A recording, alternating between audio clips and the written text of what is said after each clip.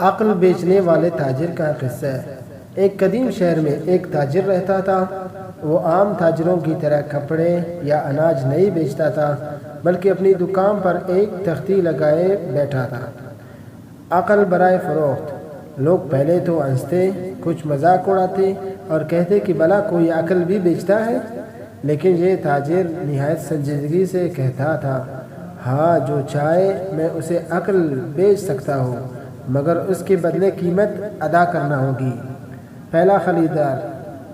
ایک شخص آیا اور بولا، مجھے تھوڑی سی عقل چاہیے۔ تاجر نے کہا، قیمت ادا کرو۔ اس نے چند سکے دیے۔ تاجر نے کہا، یاد رکھو، کسی پر اندھا اعتماد نہ کرو، ہر بات کو سوچ سمجھ کر ماننا۔ آدمی نے یہ نصیحت دل میں بٹھا لی۔ کچھ دن بعد وہ دھوکے سے بچ گیا، کیونکہ وہ کسی جھوٹے سودے میں پھنسنے ہی والا تھا۔ وہ شکر گزار ہوا کہ تاجر سے خریدی گئی عقل نے اسے نقصان سے بچا لیا۔ دوسرا خریدار۔ ایک اور شخص آیا اور کہا، مجھے عقل چاہیے تاکہ میں زندگی بہتر گزار سکوں۔ تاجر نے قیمت لی اور کہا، یاد رکھو، غصے کے وقت فیصلہ نہ کرو، صبر اور سکون ہی سب سے بڑی عقل ہے۔ اس نصیحت نے اس آدمی کی زندگی بدل دی۔ وہ پہلے جلد باز تھا اور ہمیشہ نقصان اٹھاتا تھا، لیکن اب وہ پرسکون ہو گیا اور کامیابیاں حاصل کرنے لگا۔ تیسرا خریدار۔ ایک نوجوان آیا اور بولا، میں کامیاب ہونا چاہتا ہوں، مجھے سب سے قیمتی عقل دو۔ تاجر نے کہا، قیمت زیادہ ہوگی۔ نوجوان نے اپنی قیمتی رقم دے دی۔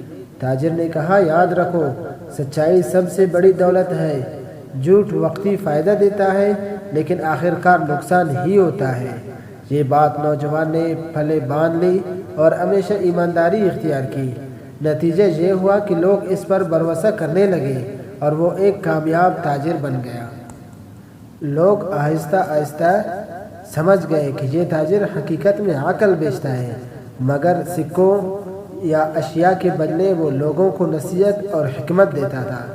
اس کی ہر نصیحت ایک قیمتی عقل تھی، جس نے خریداروں کی زندگی بدل ڈالی۔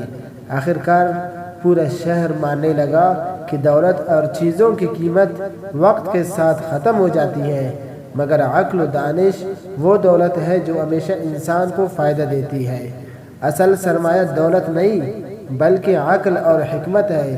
جس کے پاس عقل ہے، وہ دنیا کی سب سے بڑی دولت کا مالک ہے۔